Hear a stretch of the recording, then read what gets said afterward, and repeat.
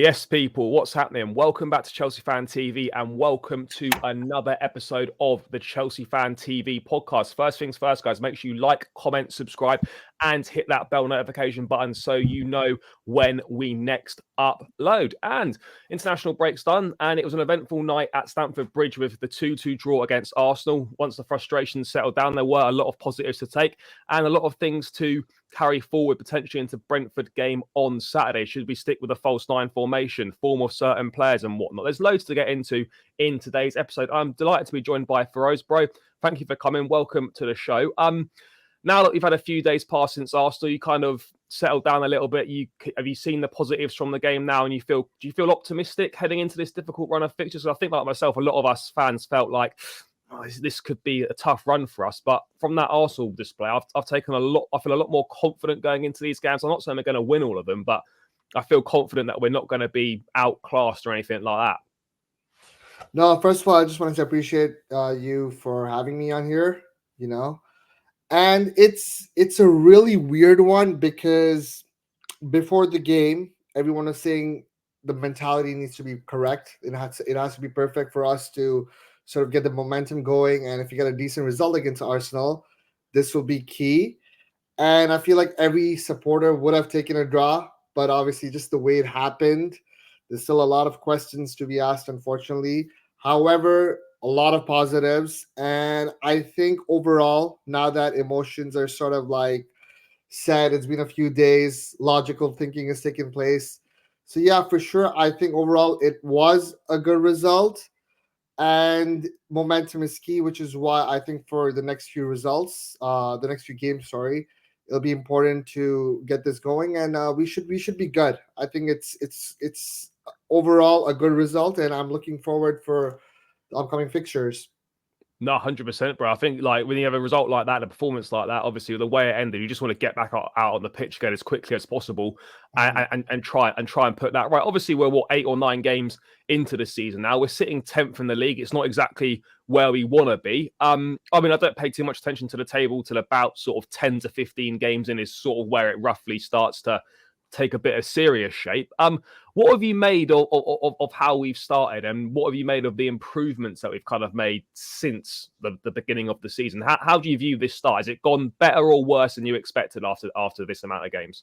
It's unfortunate how everything is either black or white. That's how a lot of people see it. Overall, I think during preseason, everyone is expecting big things because of it just seemed perfection, right? And then obviously we made the important and crucial signings that a lot of people thought would be the final piece of the puzzle. But then, of course, Nkunku gets injured, and then all these other injuries happen. Reece becomes our captain, and then he gets injured as well. Same with Chilwell. It just happens every single season, right? Now, this happens when we are signing key players, super important players, and it's an overall change. And we are all talking about 10 players or more. It's just ridiculous. Besides United, there's no club in the world that has these many injuries, but I feel like we've had it to literally our key players. It's just unfortunate timings, which is why the question of 9 to 10 games in and we are 10th in the table, it's just so bizarre when you see it that way. But then when you see the overall perspective, it's like, hold on, wait a minute. It's still a lot of context to it, which is why I'm not just seeing it like that. I'm just seeing it much more logical, and it's a decent start still because of everything. When you take everything into consideration, I'm one of the really positive fans, so that's how I see it. Unless, knock on wood, we get like a whole squad or 90% of the squad and we get to see them play with Poch's actual tactics, then we can sort of judge and assess the situation. Otherwise, it's just tough to judge when you're missing key players, right? Yeah, no, I 100% agree. Like yourself, I always try to look at the positives. I will obviously call out the negatives when the time is right to do so. But look, I think ultimately, yes, of course, we're not happy with sitting in 10th place. Yes, we should have beaten certain teams that we didn't beat. But actually, like as you say, when you take a step back from it and take out the black and white from it, like we've actually played well pretty much every game this season. I've not looked at a performance and thought, Jesus, we were absolutely terrible. Obviously, Forest at home wasn't great. Villa at home wasn't great. But we actually created chances in those games where we could have got a point or a win out of them on another day. So I haven't left a game this season and felt like, do you know what? Like, we're in trouble. I can't really see where this is going. Like, we have been building positive progress, I think, game upon game, in my opinion. And do you know what the big difference for me is, and like why I'm not saying I put up with poor results, but why I can be more accepting to the poor results compared to last season is because you can actually see a clear improvement game on game. You can see a clear sort of tactical plan, a clear game set up, and you can see that players understand their roles, and you can see us improving, and we're creating a lot of chances as well. Like that's the big difference to me is like, yes, if we're losing games, it's not great, but if you can see that we're creating chances and we're playing positively, it's a lot easier to take that loss than if you've just been absolutely hopeless. So I think most of the games we played pretty well. So I think there's a lot of reasons to be optimistic. Yes, of course, you can't keep dropping points. Yes, we're 7 or 8 points off those Champions League spaces. If after this run of fixtures, it ends up becoming 12 or 15, then Champions League football becomes very, very difficult already. So whilst there's positivity, I think we can both accept that we do need to get these points on the board quickly, because if we don't, other teams will. And with the Premier League so competitive now, with your Aston Villas, your Newcastles, Tottenham's back in the mix this season, like Brighton there or thereabouts, like it's not how it used to be where you could pretty much pick what the top 4 or 5 was going to be. Now there's any number of teams. So yes, it's been positive, and yes, we're making good progress to where we are in this project right now. But I suppose we can't escape the fact that we can't keep throwing points away like we have done in certain games. Obviously the Arsenal game to begin with, the Villa and the Forest games and whatnot. Like, these games will happen in a season, but you've got to make sure that becomes less and less of an occurrence. But I can't say I've sit here and say I'm worried about us this season. I think we'll do a lot better than people think we will. And I tipped us to finish in the Champions League space before the season starts. And I'm not going to change my mind 8 or 9 games in. But at the same time, I think it's fair to realise that Champions League football is going to be a real tough ask this season. Would you agree with that? Do you think the Champions League is going to be pretty tough for us this season? Mm-hmm.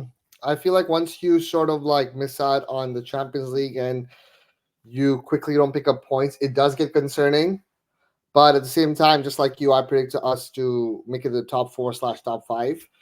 And it's still a possibility because, in January, anything can happen, more signings. But overall, when we get a proper squad back, it'll be much easier to judge. And I still think, knock on wood, that we edge it. But it's going to be tough, right? We have to be realistic, So it's one of those weird ones where I feel like still optimistic despite like this competition, because right now, as you mentioned, the teams, the competition is going to be so tough.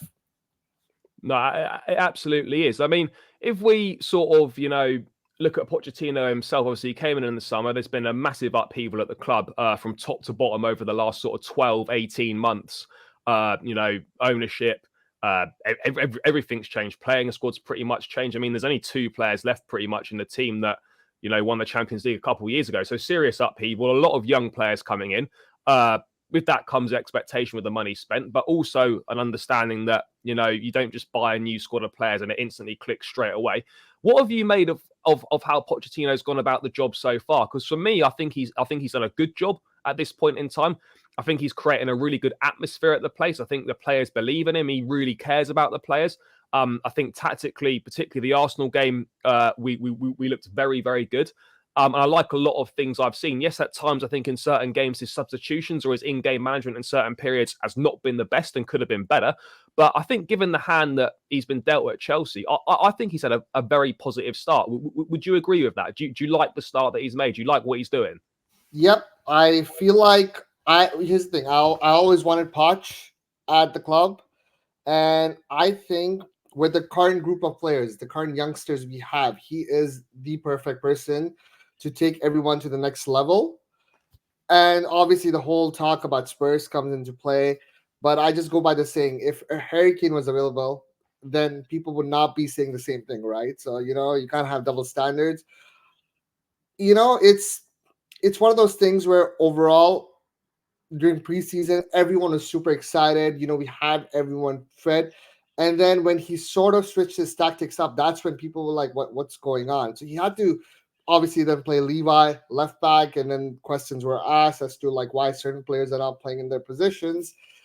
So other than that, I feel like he has done a great job so far with the given hand, right?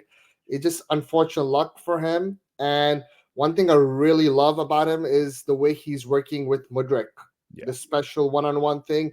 It's not a coincidence. Obviously, we'll discuss that later about the goal being intentional or not. But the fact that, he's been doing one-on-one crossbar challenges with him and just getting into his head, really letting him know like the potential and the ceiling he has. So in terms of player development, I feel like Poch is the perfect guy, and the fact that the current players are really young and at that perfect age for him to really make them believe this is the right appointment for me for sure. No, I completely agree, and he has to be given the time as well. I think these owners will give time. Obviously, you could say, like from the outside looking in, people might think, oh, well, they signed Graham Potter on a 5-year deal, and he didn't even last the season. But what I would say is they gave him a lot more time than anyone else would have given him, and I think they would have actually kept him to the end of the season if the fan outrage at the games and whatnot hadn't been as bad. So I think they'll give him time. They have to give him time. This is not a quick fix, but at the same time, like, for you, mate, I know this might sound a stupid question, but like even if we finish outside the Champions League places, for example, this season, there's no doubt in my mind that he has to stay. Like it's as simple as that. People need to realize that, we're never going to snap out of our cycle if we keep getting rid of managers all the time. So he has to stay regardless if we finish fifth or we finish seventh, eighth, or ninth. He needs to stay because this is a massive, massive job. I don't think there's any bigger job in football right now than Chelsea in terms of its difficulty. Yes, other jobs have got difficulty in terms of the pressure and whatnot and keeping big personalities happy. But in terms of the amount of upheaval, would you agree? Do you think Chelsea right now could be the most difficult job in football? Obviously, I mean, at the top level. Obviously, I know lower leagues with no budgets and all that sort of thing. But in terms of like the big jobs around, I can't think of many tougher than this in its current format. I never thought about it that way, but when I'm just thinking about all the other clubs, the stigma is always there, especially spending $1 billion. It's always there. All questions are asked about this. The fact that we spent $1 billion and these are the players we have, the pressure.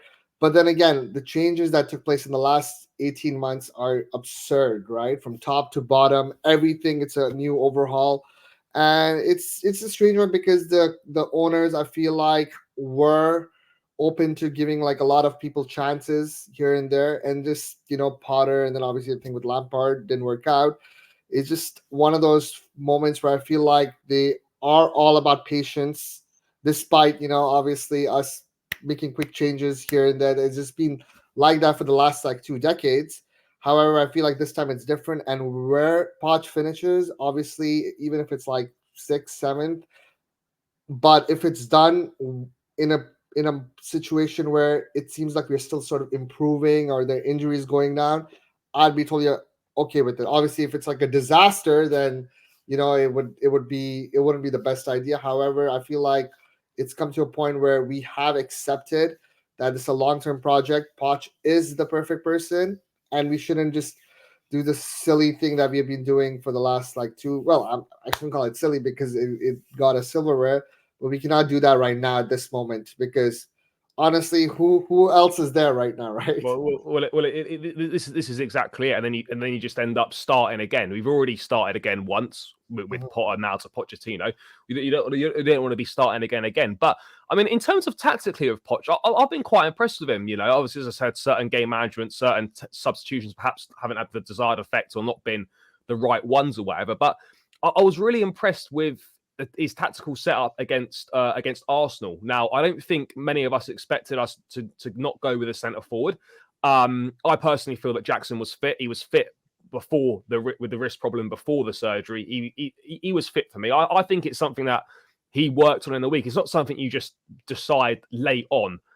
Oh, Jackson's not fit, we're going to switch it. This looked very well drilled, very well practiced. Looks like it's something they thought about for a while. Like kind of a bit of a hybrid 4-4-2, Palmer and Gallagher pressing from the front, kind of almost like a split strikers, Palmer in the false nine, Mudryk and Sterling getting on. And that becoming that sort of that 4-man midfield, boxing Arsenal in, cutting off the supply to Martin Odegaard and whatnot. How impressed were you with that tactical setup? Because, like I said, I certainly didn't expect it when the team sheet dropped. How did you view that? Because I thought that was kind of Poch flexing his tactical muscles and definitely getting the better of Arteta in that sense. No, that really threw me off guard. I did not expect that one bit. I really thought we would go with obviously a traditional nine. Broja was injured, so that was not going to happen. And then when I saw the team sheet, it was one of those moments where I said to myself, okay, so Raheem had to start because of his form. Mudryk as well. It was just sort of unfortunate for him how he got dropped before, but that was because of a knock, and then Raheem really took it to another level. So all those questions were asked: should we start Mudryk or Sterling? But those two definitely started, and then Palmer has just been exceptional, and he was just so mature along with Connor. So I feel like tactically he got that spot on, especially that bit. That was incredible, and we were just all over Arsenal in the first, like, I would say 80 minutes. When I say all over, it doesn't mean possession. It's just the way how we were reading everything. And then obviously it just went downhill from there. But it was one of those things where Poch really showed how good he is tactically. Yeah, I think we got, and I think it's also great whether we continue with this for consecutive games or whether we bring it in for just specific games or whatever. I think, look, we'll discuss whether we'll see it against Brentford. I think the next time we see it could well be against Spurs. Very, Mhm. very similar thing, trying to cut off that supply to James Maddison, similar to Odegaard. I think we could see it then. But it's very good as a team to have that tactical flexibility and to have that tactical flexibility as a manager. Like, we were also worried, oh, well, when Breyer wasn't fit, we've only got Jackson. We can't really mix it up from the bench if you want a different option up there. Now, I'm not saying we've stumbled across this by accident, but now we've got like an option that clearly works. It's not going to work every time we do it, but we know it can work. We know the players can carry out that role. That for me can only be a good thing. Can only be a good thing going forwards. You touched on a few players there. Cole Palmer has been a revelation. I don't think I don't think any Chelsea fans expected us to sign him, and B, I don't think any of us expected him to have the impact that he's had. I've been so impressed with him, like a player that, for me, obviously when you've been at Man City, the academy, you've been around Pep Guardiola, like you've been a fringe player in the senior squad at City for 3 years or so.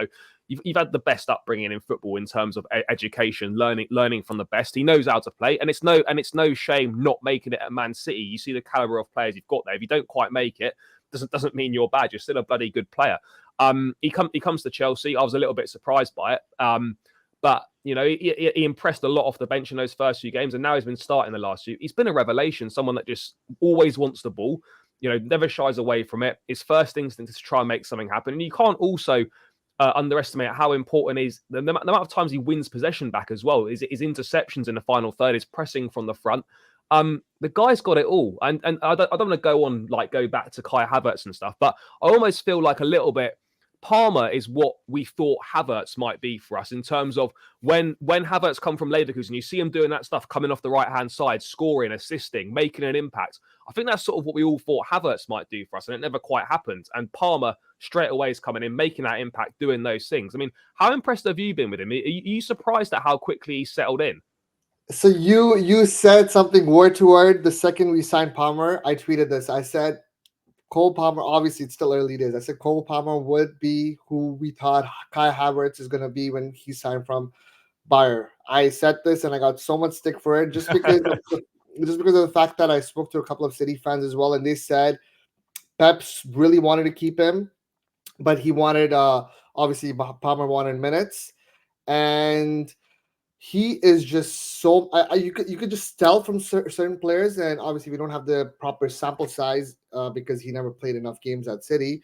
But whenever I did watch him play, or should I say in highlights, anyone can look good, but he just had this thing about him being so mature and always, despite sometimes not getting the right pass, just still always being positive and trying to be that creator. And then, I sort of talked about Mata, Fabregas. We have been missing these sort of players. Obviously, when we got Enzo, that really helped us. I feel like in terms of creating those chances. And when we did sign him, I said that. I'm like, we finally got a creator. Early days, but this guy, just because of obviously him being left-footed, the way he's built, and being that creative outlet, even on the wing, because a lot of people were trying to figure out, does he play centrally or does he play? He can do both, and obviously now even false nine. It seems like it, but I was really excited about it the entire summer. I didn't expect him to come. It just was out of nowhere in terms of City selling him to us. But when that happened, I was over the moon, and I'm just glad I was right about that for once. So he has delivered even like during pressure moments and key moments, like obviously both the penalties, especially the one against Arsenal. But yeah, he just has that mentality, and I feel like he's the perfect guy. We've been lacking a creator. I'm so glad we got him. No, I completely agree. I mean, I'm unsure where he's best at. He seems comfortable in a number of positions. I don't know if he's best as a 10 or he's best on the right side, but drifting in. I think it's good to have those options. That sounds like another German we had before.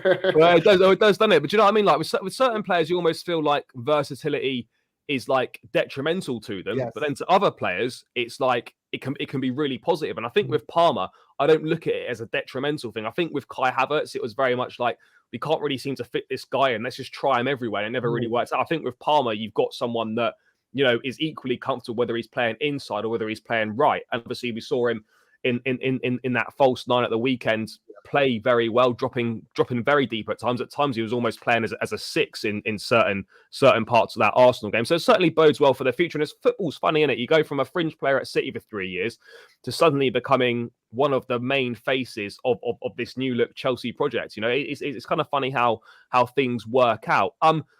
Just wanted to briefly get your thoughts. And obviously, we saw that false nine system. It worked well. It was clearly based on playing Arsenal from what Pochettino had been saying. But now we've seen it, and now we've seen how well it can potentially work. For the Brentford game at the weekend, what do you think we should be changing that? Because I'm in two minds about it. I was like, one, I think we played so well. Should we really be changing that? But then secondly, I'm thinking, well, Brentford, with the greatest respect to them, aren't as good as Arsenal, don't have as good a players as Arsenal. Ivan Toney is not going to be available, which is obviously a plus for us. Do we bring Jackson back in and kind of change to what we were doing before? But then we played so well. Should we just leave it the same? Where do you stand with this? Do you like this false nine? And would you like to see us continue with it on Saturday? Or do you think it's very much going to be circumstantial depending on who we're playing?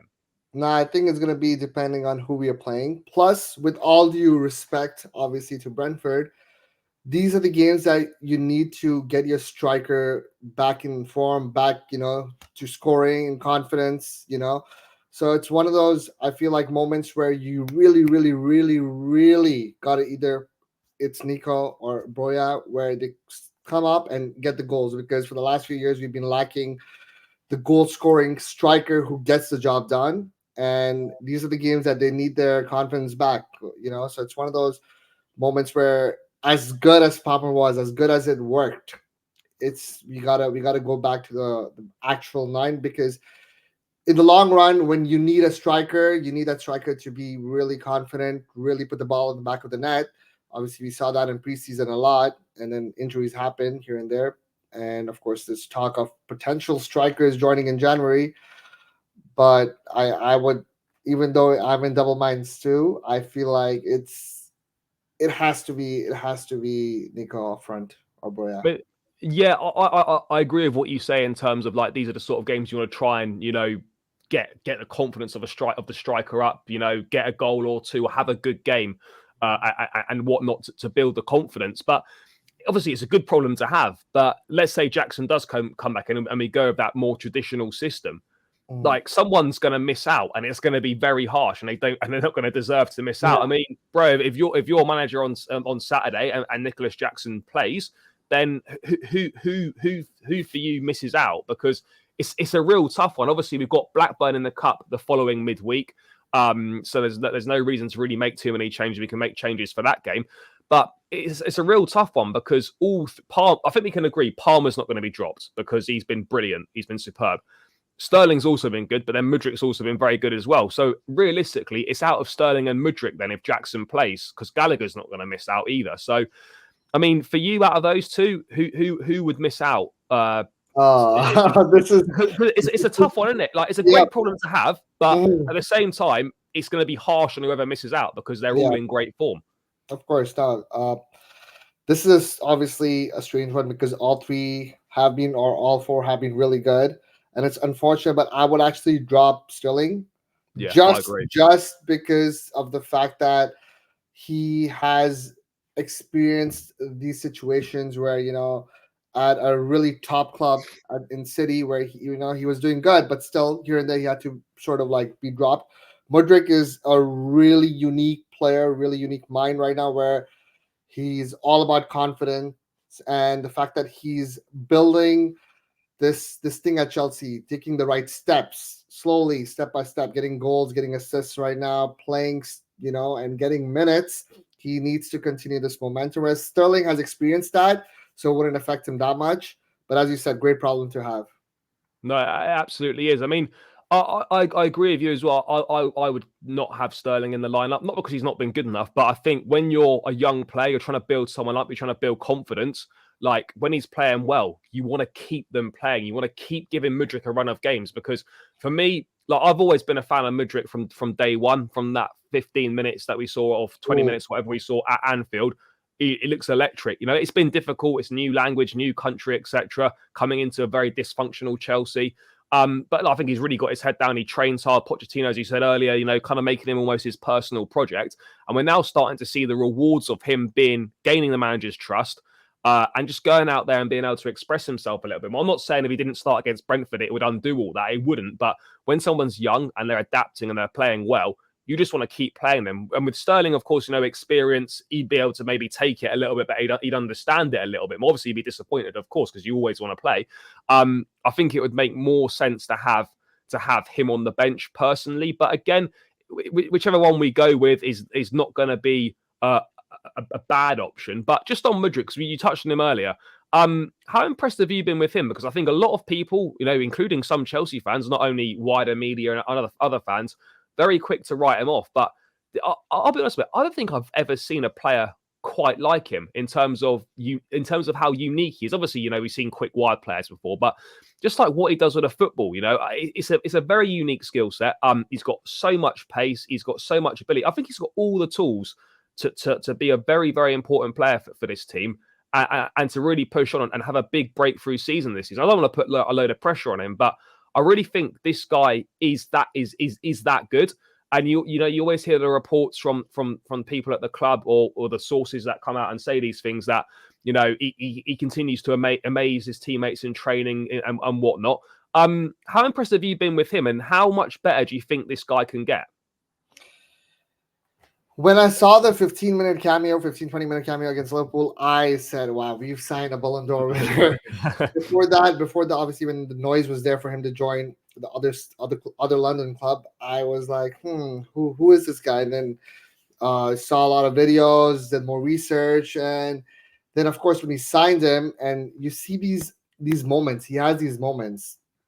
And as you mentioned, people at the club and other people who've played with him in the national team said he's just unbelievable on whether it's training or whether it's other things that he does. It just surprises and shocks everyone as to how quick he is, how and as bizarre as it may seem, his first touch is unreal as well. Even though in games he's seemed nervous, obviously because of the whole situation with war, new country, it's just a lot of things he had to go through, right? And it's just not a Chelsea that's been the Chelsea for the last like 20 years or so, right? It's a whole new club. Everything is so different right now. So he's had to like deal with a lot of things. But as you said, I genuinely believe he's one of those players that realistically can win the Ballon d'Or. It seems like some may think I'm crazy, but one reason that, in my opinion, makes him different from a lot of players who are super talented is this kid loves to work hard. Sometimes way too much to a point with the club. Obviously, going by reports, are saying, hey, you got to ease it down a little. And he has a mentality of, hey, you know what? Talent is not enough. He always says this quote time and time again. He knows he has been poor. He is self-aware, which is why every goal, you just see the passion he has in these celebrations. It just means so much to him. And when Mudryk scores, a lot of fans just feel like they themselves have scored, right? It's like a special. It sort of reminds me of when we had Torres. Yeah. But it's it's something that I feel like we have the perfect manager for, and he has a super high ceiling. He is taking the right steps, and I'm really excited for it. It's just all these signs are finally showing. He seems much more free, much more open, smiling, confident, and he's taking the right steps. And I'm excited. I'm so excited we signed a player like him, because obviously there was talk about Rafael Leao, who was going to come, and we sort of opted for him. And then people are complaining. A lot of fans were, and you know what? Rightfully so, because he hasn't been that good. But just going by the same thing I've been saying the last like 30 minutes, it's just a lot of things have happened the last like few months. So you gotta reflect on that and go from there. But so far, I am pleased with him this season for sure. No, I agree. Like, obviously, you want all Chelsea players to do well, but I don't think, like, I think, a lot of fans will be like, "But I just want Mudryk to do really well, a bit more than the others." I'm not saying I don't want the others to do well, but you almost feel like I especially want him to do well, just because of what he's been through, just because of how he's working, his attitude to training and whatnot. You had it with Eden Hazard, the complete opposite, someone that didn't like training but was so talented on the pitch. You've got the opposite issue of Mudryk, where probably works a little bit too hard. As you say, let's just rein it in, maybe a touch. But I think he's got all the tools, and I can't wait to see kind of what he does this season, how he improves, and because as I said, he's got all the tools. He's adding a few goals to his game, and at times, if we had a couple of better finishes, he'd probably have a few more assists to his name as well. So yeah, all the tools are there, and it's going to be fascinating to kind of see how he develops at this point in time. Someone else who's had a very good season, I think, we should touch on him because he probably deserves the praise. Conor Gallagher. I don't think, bro, anyone would have expected Gallagher to have had this sort of rejuvenation that he's had under Pochettino. Like last season, he was one of them that was like, you sort of knew what you got from him. He'd put a shift in, basically. He played a few games under Pot. He wasn't amazing, if we're being totally honest. And I'll be honest, like in the summer, mate, I was like, if he stays, he can be a useful squad player. If he goes, I'm not really that fussed. That's where I was. But we saw him play a big role in preseason. No one played more minutes than him in preseason, and then he started every game under Pochettino. And we knew he was good off the ball, but he's improved a lot on the ball this season as well. And it's almost got to a point, which is a mad thing to say, and people might think I'm ridiculous here, but he's actually undroppable from this Chelsea side right now, which like people will be like, no, you're talking nonsense. No, legitimately, he's undroppable right now for the way he's playing and for what he offers this team. He's actually really important. And the big thing that's made a difference for me as well is just that slight switch between him and Enzo. Because when Poch was trying Enzo as a bit more of a 10 and the most advanced midfield player, it didn't work. I was never a fan of that because you watch Enzo's game and that's not really what he does. And that little switch, I think we saw it against Fulham. He switched it, and now we've not looked back, and the midfielders looked really well balanced. On Gallagher for you, mate. How surprised are you and how impressed? Because I'll be honest, I don't think anyone was expecting him to be this good. I rated Gallagher, but same way as you. I feel like I was accepting to him even leaving. But if he was going to stay, give him minutes here and there, fight for the club, because I feel like it's good to have Cobham boys. And when he obviously stayed, and now look what he's doing. The fact that you and I had a discussion like 10 minutes ago about should we drop Sterling, Mudryk, the acceptable answer, I'd say a few months ago would have been play 4-2-3-1 with obviously Enzo and Caicedo, and then start Palmer, Sterling, Mudryk, and then our number 9. And now Connor is key, especially to the midfield, helping Enzo and Caicedo. So it has definitely surprised me, this entire situation, but so much credit to him, captaining this club and fighting for the club. And as you said, he is undroppable right now, just the way he's playing, not just against Arsenal, but he's just fighting for every ball. And he has improved attacking wise as well. So you got to give him huge credit right now, for sure, 100%. I'm really happy for him. It's just strange, obviously, going by reports now that he could still be leaving in January, because he hasn't signed the deal. But hopefully that changes. I agree. I mean, it's funny because the one thing, he's improved in so many assets of his game, right? Mm-hmm. But the one thing that he was known for when he was at West Brom, when he was at Crystal Palace, kind of an eye for goals, scoring a few goals, that seems to have disappeared a little bit, and if he could just find that again, then he would be a really, really complete. He's quite a complete midfield player now. But if he could add that to back to his game, then you're looking at a serious player, which is never something I thought I'd be saying in terms of Conor Gallagher. But an interesting question on the midfield. Obviously, we know what it is right now, but Romeo Lavia. I mean, I know I'm throwing it ahead a little bit, but we spent big money on him, a very good talent in the midfield. Where do you see him fitting in when he's fit again? Because like at the moment, it looks quite difficult to get him back into the team. Even Ugo Chukwu, who hasn't featured in the last couple of games, has done very well when he's played. Looks a promising young player. Where do you envisage Lavia fitting in? Because I think when he signed, I think we all sort of thought it would be Enzo, Caicedo, Lavia in like a three-man midfield or whatever.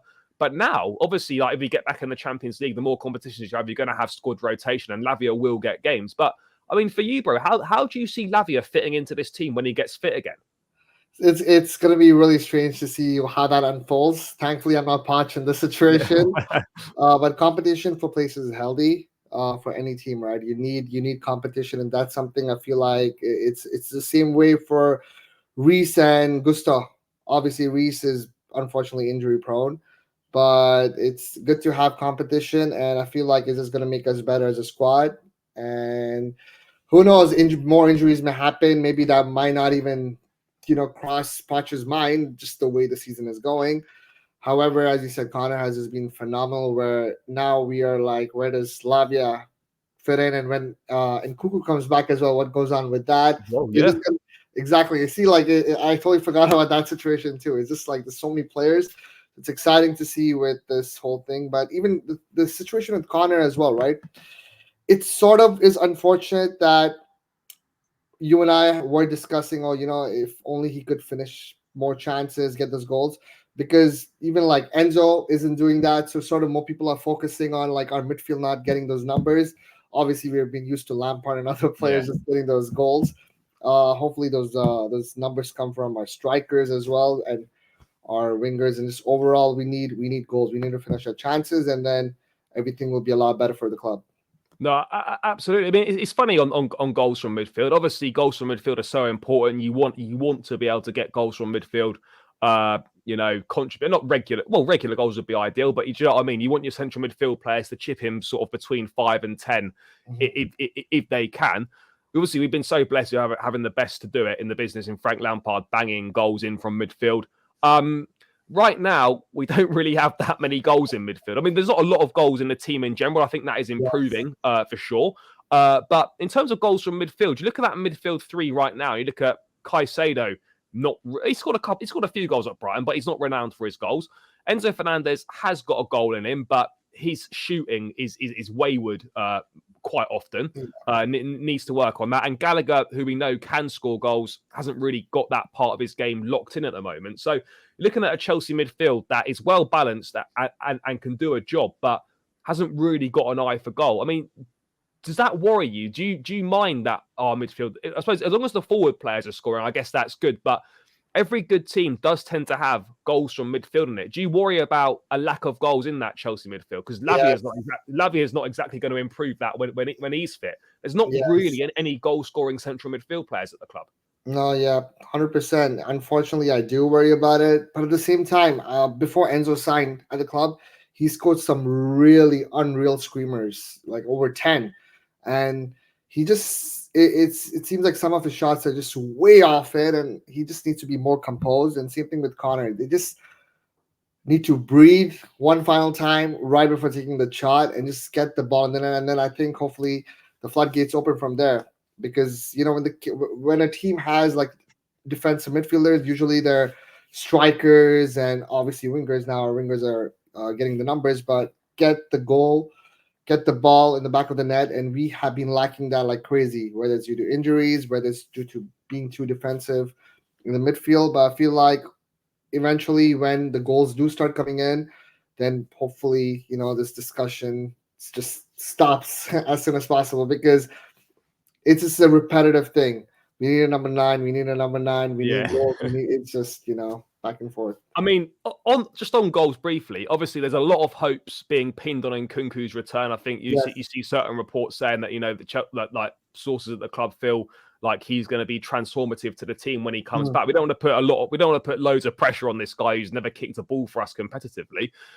But how big a difference do you think Nkunku makes? Because for me, he definitely makes a difference, but I don't know straight away if he makes as big a difference as perhaps a lot of people think. I mean, I'll probably see him playing at times as the 9, at times as a 10. But even in pre-season, we saw him spend most of his time playing off the left-hand side. So, I mean, how much of a difference do you think his return makes? It's clearly a big boost to have a talented player coming back in, but do you expect him to make a serious impact? I believe so, actually. I really, but it also depends on how his return is in terms of his fitness, because obviously you don't want to push players like that. But once he's 100% fit and he gets minutes, I feel like he'll be a key player in terms of helping, whether it's like the players out in the wide because he might play behind the striker, or just helping our striker playing with Nico, because you see Mudryk as well, right? He just loves playing with Nico, those 2-3 touches and then scoring. He will be a key player. He has experience as well, even though he's sort of young. He has experience in goals. He's known for goals and just playing even right back at PSG at one point, right? He was a right back for PSG, but eventually turned into like a monster, getting those numbers. And that's the thing. Initially, the talk about goals was in Nkunku. Everyone saw him as a number 9. And then when we did sign Nico, we were like, oh, so he's going to play behind him? How's that going to work? But either way, when he comes, for sure, like I see a lot of goals in him. Hopefully I'm not cursing this, but, knock on wood, he comes back strong, fit, along with obviously Reece. And once we have a fit team, when I'm saying fit, I mean 100%, not someone who comes back and then goes out for a few months, few weeks, whatever. Just we need our proper team and things to click, just like in preseason, because back then everything was just perfection. Yeah, no, it absolutely was. I mean, you look at Nkunku and you think, obviously, take our time with him, don't rush him and whatnot. But obviously, with Jackson going off to the African Cup of Nations in January, like you could feasibly see it where he returns sort of hopefully December time, hopefully before January. He could be leading the line for a number of games in January potentially, depending on how things go. And as you touched on it, I mean, injuries are part and parcel of football, of course, but I don't think. I mean, you referenced it earlier. United have obviously got a lot of injuries right now, but like we seem to have, certainly for the last 2 to 3 years, seem to have a ridiculous amount of injuries. I mean, you just referenced the players that we've been missing. Nkunku, Reece James has just come back. We've still got Ben Chilwell out. We've got Badia Shil, who's not fit yet. Lavia's still out. That's like 5 players that could feasibly all be first team starters. That's like half your outfield team for a first 11 that are potentially missing. Just on defense, actually, because it's an interesting discussion point. Obviously, Disasi and Silva have been the first choice defensive partnership this season, with Colwell playing a lot of his games at left back. Obviously, Badia Shil is going to come back into the mix. Wesley Fofana, obviously, probably not this season, but certainly next season. For this season and Badia Shil, because obviously Badia Shil had a huge impact when he came in from Monaco. The biggest compliment I can give him was it looked like he'd been here for years when he was playing last season. Picked up that unfortunate injury, hasn't played for about 5 months. Hopefully we'll see him against Blackburn in the Cup. But in terms of the defensive partnership this season going forward, once he's back fully fit and he's played a few games, do you see him coming in for Silva maybe? I mean, do you see it being a Disasi Badia Shil partnership? Do you think he sticks with Cucurella and Chilwell and puts Levi back into centre back, and maybe it's a Colwell Badia Shile partnership? I mean, what would you see as Chelsea's strongest centre back pairing sort of going forward once Badia Shil's fit? Because this is a really difficult one, because we know that Thiago Silva's a legend, a phenomenal player. He's done so much for this club, and you almost feel bad suggesting that maybe he should be phased out or whatever. But at the same time, when you got the future of the club in Badia Shil, like, would it be more beneficial for the long-term future of the club for him to have those minutes that Silva's having to aid his development and build that partnership? I don't really know, but I mean, regardless of what happens to Silva, I mean, who do you see as Chelsea's strongest partnership? Do you think Badia Shile has to be in that? Yes, like as you said, last year when he came, or just last season, it just seemed like he's been at the club for a long time, right? The confidence, the maturity, and all, it's just been exceptional. With Silva, it's tricky because I feel like the next month or so is crucial for this. If we concede a lot of goals in terms of counter-attacking, then the discussion will be had for sure that he has to be dropped. And sort of like, instead of like, I would have said maybe around January till March, sort of ease in the new players and then ease out the old ones like Silva.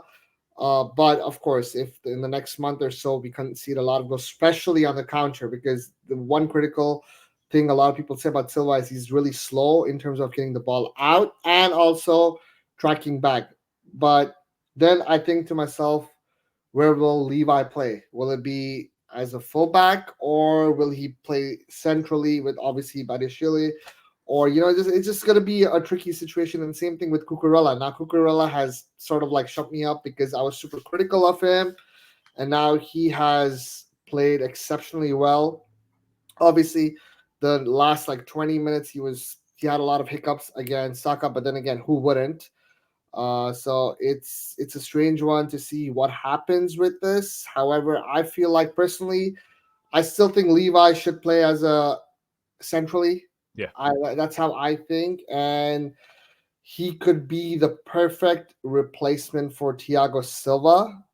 And then who partners up with him? That probably Badishile. I don't know, just a lot. But in this, I still think Reese's fitness is super important. As good as Gusto is. Now, if Reese is injured, I cannot have Silva on the bench because we need leadership. Even Yeah. though he may not be a captain, but just having a total different back four. Even though I rate Gusto highly, it'll just be way too much. Right now, we need the right mentality to get to the Champions League. Yeah, I agree. I mean, just on, and also, how impressed are you in with Disassi as well? Because when we signed him, I was a little bit like, all right, he's a good player. He's captain Monaco in the Champions League. He's played alongside Badiashile before. He's a solid French international. Almost felt at the time, did we really need this guy? Because we had Chalobah, we had Silva, we obviously had Fofana, that subsequently got injured, but we also had Levi Colwell coming back. So I'm thinking, was that really necessary to get him? I think a surprise that he went straight into the team. And do you know what?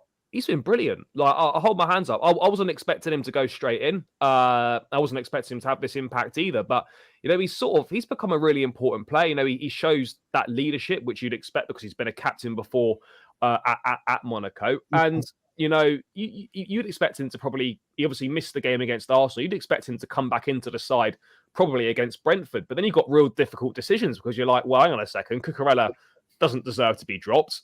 Colwell doesn't deserve to be dropped, and neither really does Thiago Silva. So does by default because he missed the game through not being fully fit. That's just kind of tough shit in the way it goes at the top level.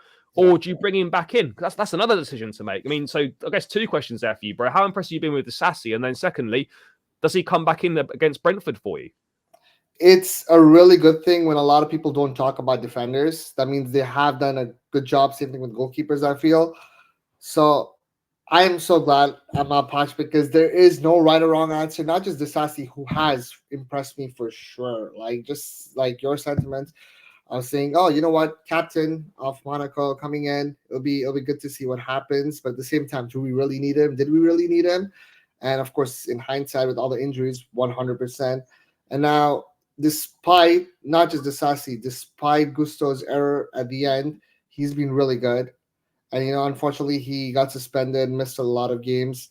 And then we have Reese back. Now Cucurella is there as well. It's just there's no right or wrong answer for who's going to play next game. Not just in defense. I feel like overall, but in terms of like the defense, it's a tricky one as well. I know I keep saying tricky, but it's just the situation is so bizarre because we played so well against Arsenal, couldn't get the 3 points, unfortunately.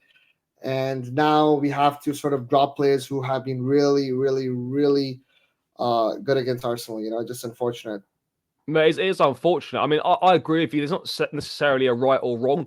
But at the same time, you're thinking, well, if he brings the Sassy back in, then that means that Cucurella has to be dropped because I don't think he's going to drop Levi. But then Cucurella's done very well at left back. He's done very well the last sort of 3 to 4 games that he's come into the side.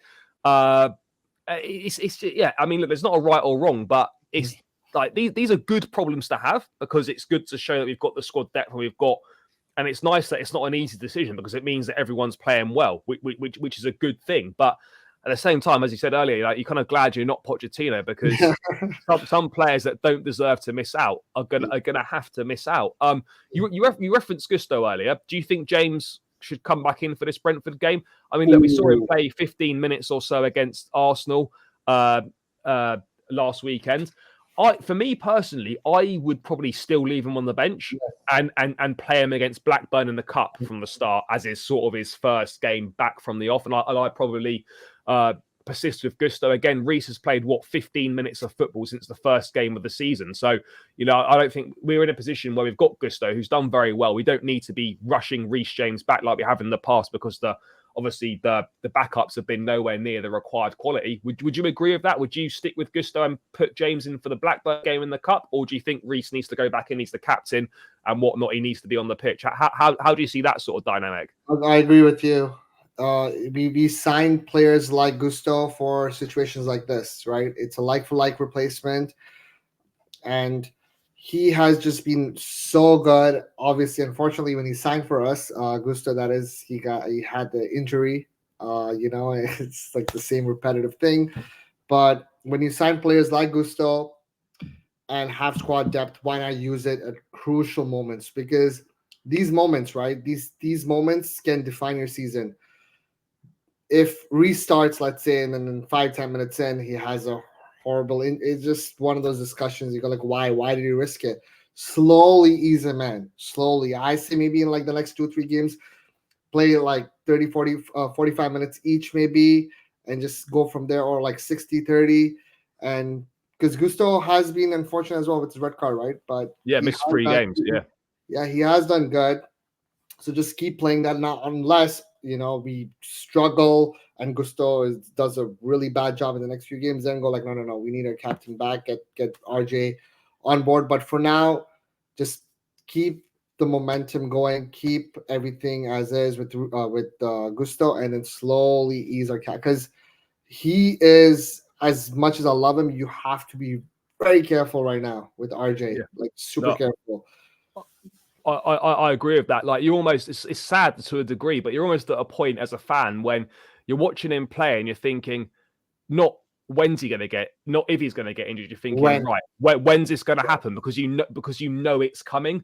And hopefully, we're kind of past that now. We can put that behind him. But if I'm being brutally honest, I can't see Reece James staying fit for the rest of the season. I think there'll be another injury somewhere, which is a real shame. But hopefully I'm wrong on that. I'm just last couple of minutes, bro. I just wanted to throw it ahead to January.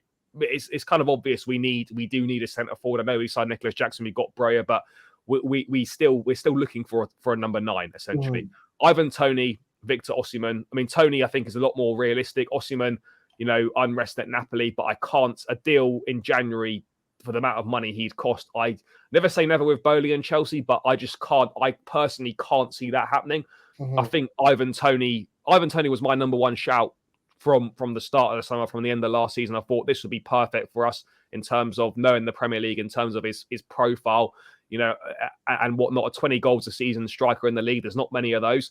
Would you agree? Is Ivan Toney sort of the one that you think, do you know what? Let's do everything we can to get this guy, because he's kind of the forward that would. It's kind of the guy that would complete the squad. That would complete the whole squad. And then going forwards, we'd very much be operating on a 1-in, 1-out basis. I think if Toney can come, if we can get him, that for me finishes the squad. And we're good. And we're good for the next few years. No, I agree that we definitely need a clinical striker, whether it's Toney or Osimhen. Obviously, Osimhen seems much more unrealistic. But as you said, with Todd, you never know. And given the current situation, the timing of everything, obviously Napoli's president coming out and speaking up about the fact that Osimhen still hasn't signed a contract. Like, if he doesn't extend, it's a very realistic conversation we can have. Yeah. If he doesn't extend his contract, I don't think he is. Not just because of obviously the whole situation that happened with him in Napoli, but just in general, he's sort of wanted a new challenge. And same thing with Toney. That's a very realistic, much more realistic than Osimhen. And if we get either of them, right, I just so unreal how we have these options. And I'm still surprised how we didn't sign a known, with all due respect to Jackson, who has been good. We never signed a known goalkeeper or a known striker. Like, these are the two things. Having spent $1 billion, I'm surprised as a fan, right? Like, you would think that would have been done. Having said that, I feel like one of them will sign for us in January at least, if not the summer for sure, because it just makes the most sense logically. Not just us fans, but the whole football world can see that Chelsea are lacking a clinical striker, and there are clinical strikers right now available on the market. So it's a no-brainer for me.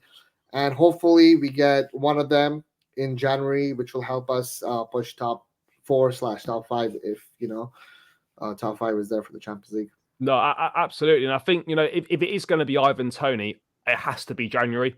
Yes. I don't think we can have a situation where I don't think Tony's even on the market in the summer. I think if we don't buy him in January, someone else will. I think that someone else would be Arsenal or Liverpool could look at him. I don't think Liverpool need him necessarily, but if we don't go for him in January, that basically leaves Arsenal with an open goal to go and get him. And I don't think we can really allow that to happen. So yeah, for me, if Tony's going to come, it's in January or it's not happening. And we go all the eggs in the Osimhen basket in the summer potentially, which is a route that we could maybe go down. But yeah, seems like a good point to round this episode out. We've got through a lot of stuff covered. As always, guys, make sure you leave your thoughts in the comments. Feroze, thank you so much for your time, bro. Greatly appreciate it. If people enjoyed what you were saying and stuff, where else can they catch your content and what you do? Everything, Instagram, Twitter, everything is Feroze17. Make sure you guys check it out, and appreciate you for having me. Nah, pleasure, guys. Make sure you check that out. From myself, guys, I said smash the like, subscribe to Chelsea Fan TV, leave your thoughts in the comments below, and we'll catch you again in another episode soon.